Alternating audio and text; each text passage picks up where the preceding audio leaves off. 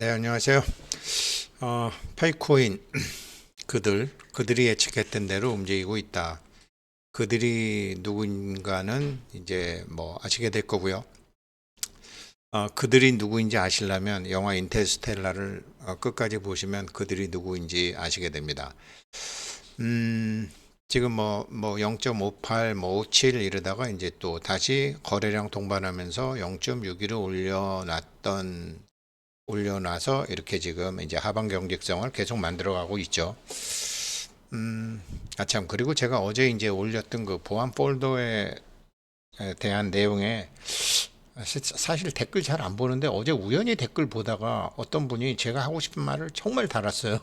저는 유튜브에서 그런 말씀 혹은 찾아오시는 분들한테 그런 말씀 잘 못하는데, 속마음에는 있지만 얘기는 못하는데, 댓글 다신 분 얘기를 그대로 전해드리면 이렇습니다.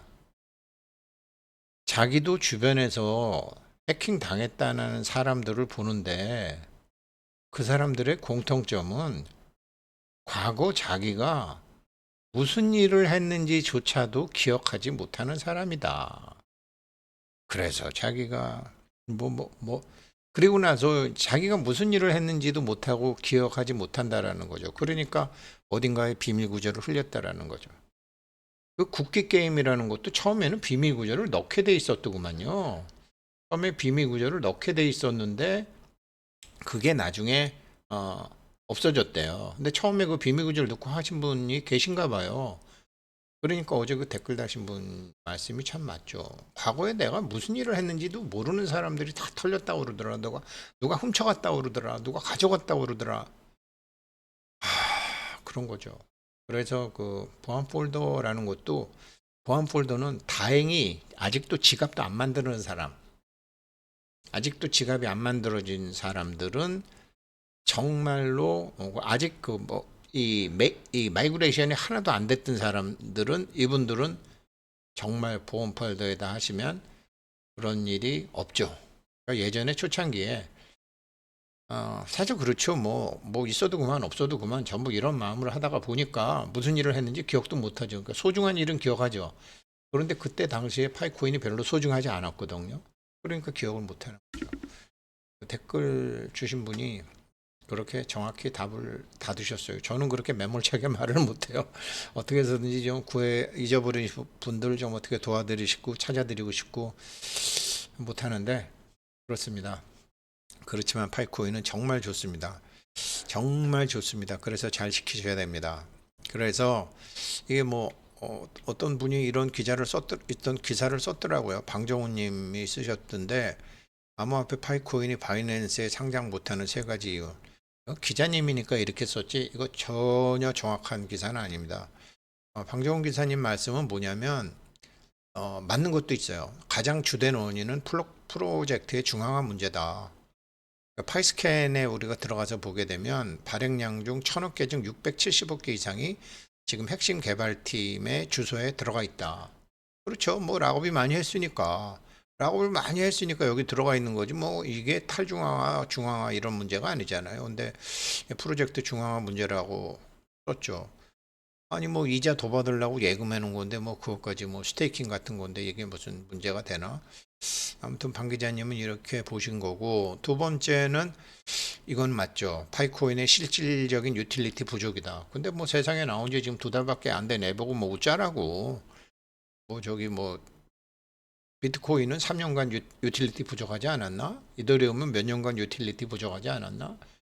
근데 이더리움이 초창기에는 기술적으로 유틸리티가 굉장히 많았는데 요즘은 유틸리티 효용성이 떨어지니까 다시 인기 없는 거 아닌가? 이거야 이제 계속 진화하느냐, 진화하지 못하느냐, 또 사람들이 인식하느냐, 인식하지 못하느냐, 이제 인식 시점의 문제와 그 인식 내용의 문제지, 별로 문제 안 된다. 그리고 셋째 원인은 유동성 부족이다. 유동성 부족 때문에, 그러니까 이것도 이제 방 기자님이 이건 정확히 보신 거예요. 이게 거래량이 몇 개 안 된다, 이게. 30개 암호화폐 중에. 그래서 이게 시세 조작이 가능하다. 그래서 위험성이 높다고 판단해서 바이낸스가 상장 안 한다. 무슨 소리야. 바이낸스가 무슨 완전히 작전에 뭐 순식간에 90% 오르고 순식간에 10% 내리고 그랬는데 뭐 갑자기 오르고 갑자기 내릴까 봐 안 한다고? 아유, 굉장히 방 기자님은 이번 바이낸스를 너무 좋아하시는 것 같아요.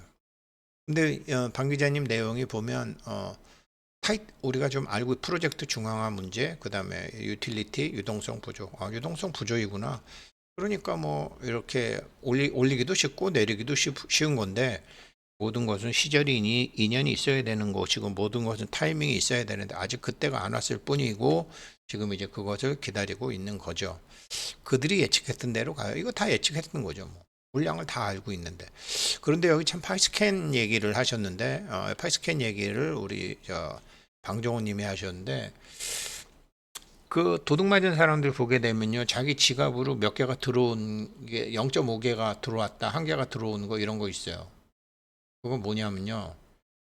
내가 내가 누구한테 뭐를 보내보잖아요. 어떤 사람 지갑 주소를 몇 개 보내보잖아요.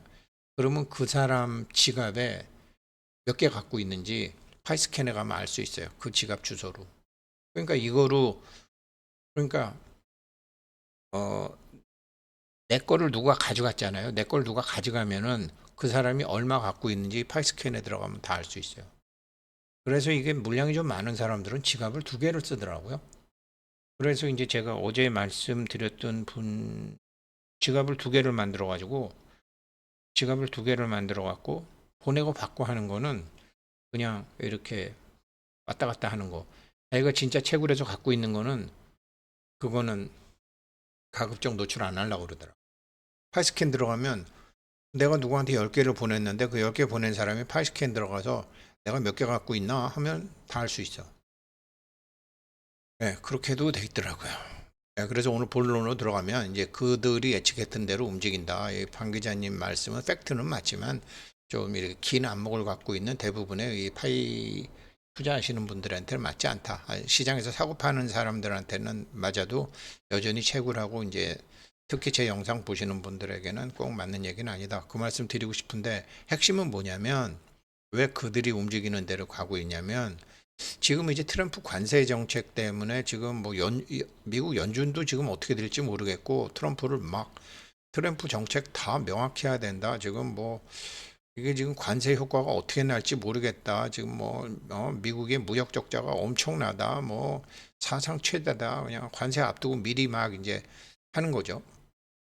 이런 소리가 나오는데 계속 말씀드리지만 언론은 3일에서 닷새 어떤 거는 아침 내용 다르고 저녁 내용 다르고 합니다. 유튜브도 마찬가지입니다. 저도 그렇습니다. 그런 거 있습니다. 기본적인 틀을 가져가야지. 그러니까 이제 이런 얘기가 있는데 그런 와중에서 지금 이제 미국이 달러도 약해지고 미국이 달러가 좀 약해졌어요. 미국이 지금 달러가 이렇게 약해졌어요. 오래간만에 1395원, 1400대에 있다가 달러가 이렇게 약해지니까 이제 뭐 완전히 호떡집에 불난 것처럼 이제 기자들이 이렇게도 분석하고 저렇게도 분석하고 하는 거죠. 그러는 와중에 이제 중국에서 이제 비트코인 채굴 금지령을 해제한다. 가상화폐 규제를 전면 재검토하고 있다. 가상화폐 규제를 전면 재검토하고 있다. 그럴 거예요. 자, 그러면 이게 이제 지금 이제 중국도 가상화폐 규제를 전면 재검토한다. 어차피 중국은 이제 디지털 위안화도 생각하고 있고 가상화폐를 안 할래야 안 할 수가 없는 거죠. 왜 이런 일이 있냐? 그리고 이제 대만 달러가 지금 환율이 급락했죠. 그러면서 이제 아시아 환율 급락의 전조라고 황종호 기자님이 이제 이렇게 살벌한 겁주는 걸 만들었는데 보통 이제 이런 겁주는 타이틀을 많이 달죠. 대만 달러 보니까 이제 대만 달러가 이렇게 확 그냥 미국 달러에 비해서 가치가 0.030에서 0.034로 이제 좀 올랐어요. 이렇게 좀 몰랐죠. 이런 얘기예요. 그래서 그런데 대만 달러만 이렇지 한국 원화가 강해진 거죠. 원화가 대려 강해진 거. 그래서 대만을 빼고 이제 전반적으로 이제 내용은 저기 트럼프가 닭플레이를 해가지고 미국이 지금 달러가 약세가 되고 막 이렇다. 그런데 미국이 달러가 약세가 되건 말건 우리 럼프형은 룰루랄라 뭐 암호화폐가 어쩌고 저쩌고 뭐 이러면서 암호화폐 얘기를 계속하고 암호화폐 가격도 오르지 않고 있는데 도대체 이게 뭔 소리단가 이렇게 되는 거죠 지금. 다들 모르는 거죠. 그러니까 트럼프의 히든 카드를 모르는 거죠. 아마 트럼프가 암호화폐 얘기하는 거는 그 페이팔 그룹, 특히 이제 그 일론 머스크 같은 사람들의 뒤에서 그 젊은 천재들, 참 그 일론 머스크가 만든 회사가 테슬라잖아요. 그 테슬라가 그 사람 이름이잖아요. 니콜라 테슬라. 니콜라 테슬라라는 사람이 엄청난 도인이고 엄청난 천재고 엄청난 물리학자고 엄청난 천문학자잖아요. 죽음이라는 게 어딨어. 형태만 바꾸는 거지. 세상은 에너지와 진동과 파동밖에 없는데 그랬던 사람이죠. 그러니까 이미 100년 전에 무선통신 다 개발한 거 아니에요. 사람이. 그러니까 그런 사람을 너무너무나 존경을 해서 자기 회사 이름을 테슬라로 만들었으니까 어떤 것에 묶이지 않는 거죠. 암호화폐의 내용을 아는 거죠. 그런 암호화폐가 진짜 어디에 필요한지를 정확히 아는 일론 머스크가 트럼프를 보좌하고 있다. 자, 그러면 이렇게 되는 거죠. 지금 이제 달러가 뭐 난리 났다. 지금 달러가 지금 터진다. 지금 달러 2.5달러 규모 달러 매도 터진다. 달러 약해진다. 지금 달러 이렇게 좀 약해졌다고 막 호들갑을 떨고 있는데, 근데 트럼프는 원래 약달러 정책을 추진했거든요. 어떻게 해서든지 달러를 약하게 가겠다고 그랬어. 그러면 아니 트럼프가 이렇게 관세를 올리게 되면은 물가가 올라갔고 달러가 강해진다며?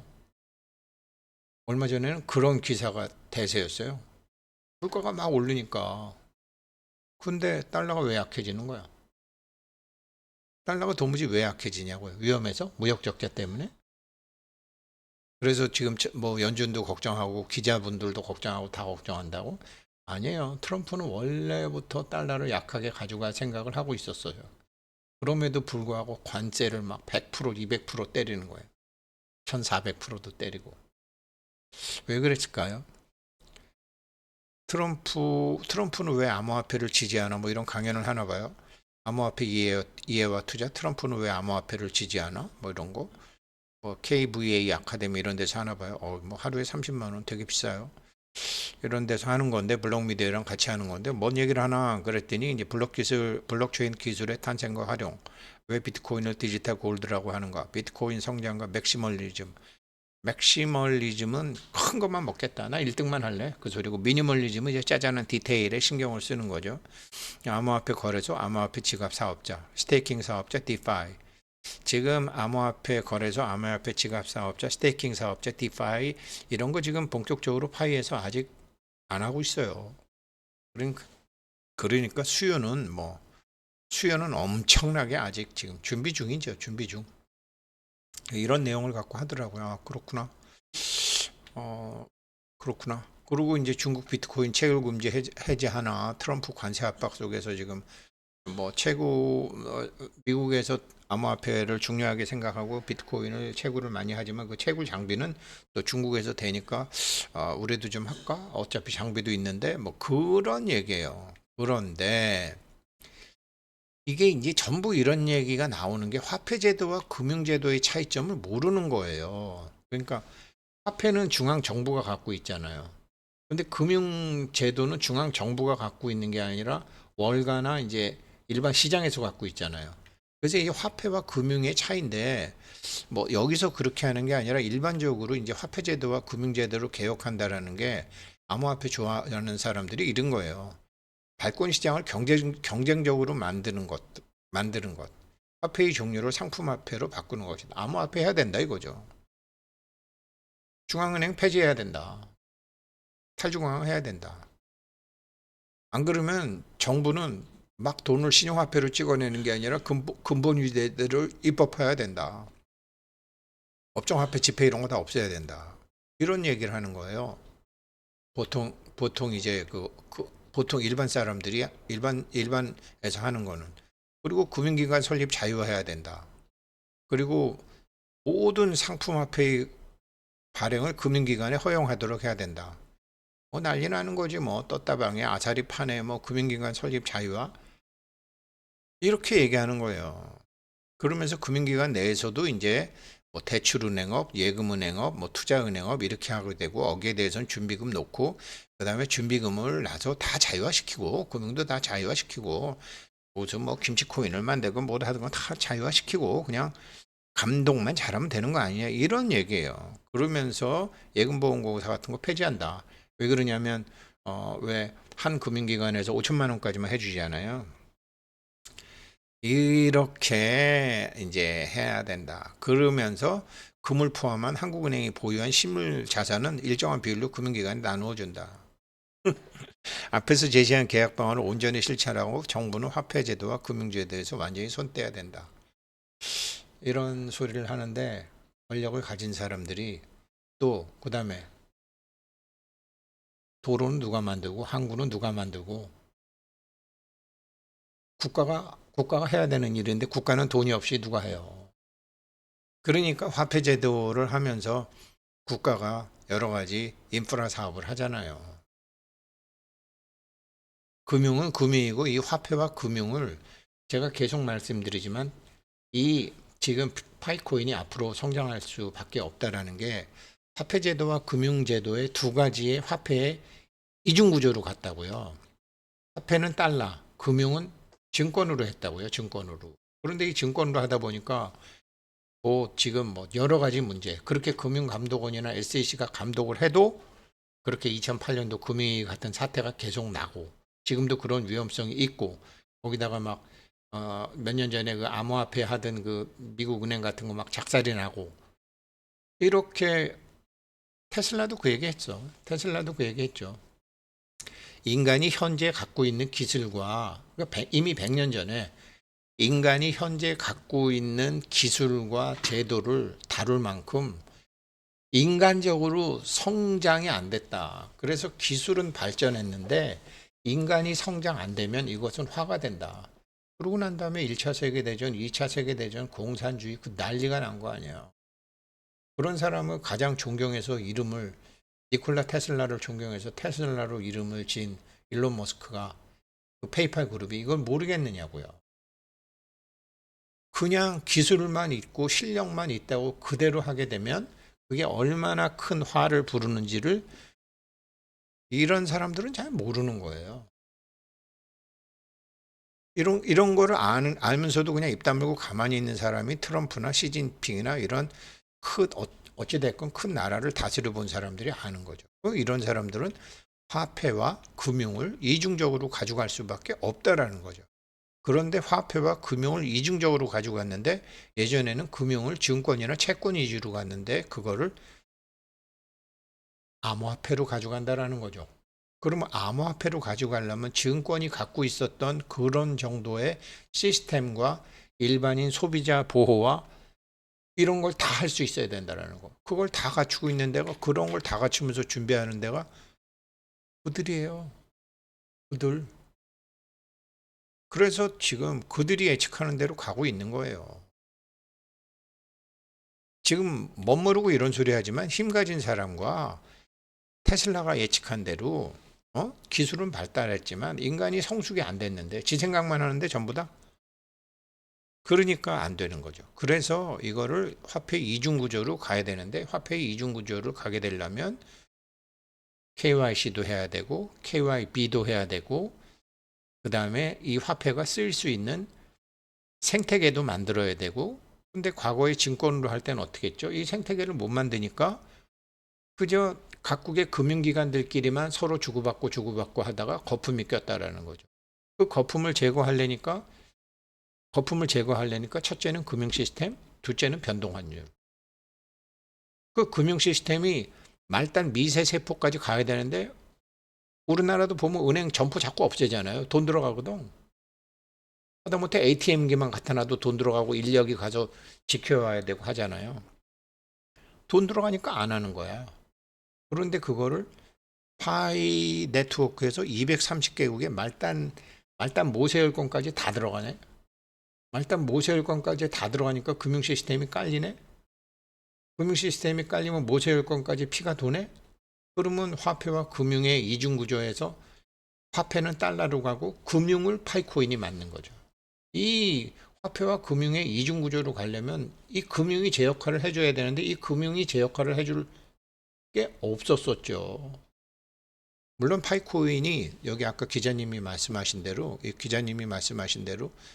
이게 지금 파이코인의 실질적인 유틸리티 부족이라는 게 나오는데 제가 스리랑카 가서도 느꼈고 요번에 인도네시아 가서도 느꼈는데 한국 사람들이나 스마트폰 막 몇 년마다 바꿔갖고 동영상도 맘대로 보내고 용량 큰 사진도 맘대로 보내는데 이게 아직까지 인도네시아 같은 데만 가도 아프리카는 막 인도네시아는 GDP가 한국만큼 되는 나라잖아요.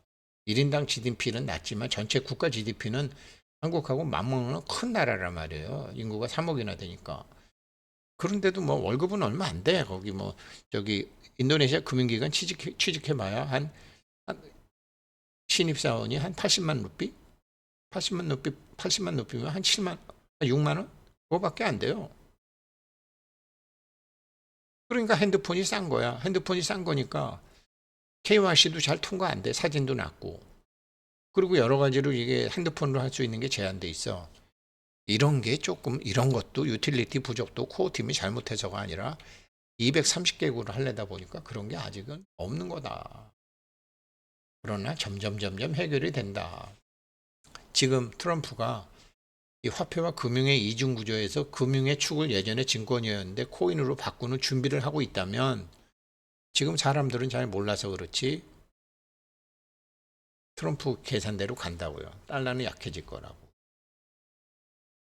달러는 약해지는데 그것 때문에 미국이 위험하거나 절대 그렇지 않죠. 금리가 안 올라가니까 국채 이자 부담도 줄어드는 거죠. 지금 뭐 테더 발행해갖고 테더 발행하는 애들이 전부 미국 달러 사는 거 아니에요. 1대1 교환 비율. 그러니까 이자 비용만 더 늘어나는데 어찌됐건 채권 이자 비율을 낮춰야 되는 거거든. 그런 게 자리를 잡아가는 것 같아요. 그래서 큰 그림으로 볼 때 화폐와 금융의 이중 구조로 갈 때 그 금융의 역할을 제대로 할 수 있는 것 트럼프가 예상하고 니콜라 테슬러가 예상했던 대로 그렇게 가려면 그것을 준비하고 있는 데는 파이코인밖에 없어요. 감사합니다.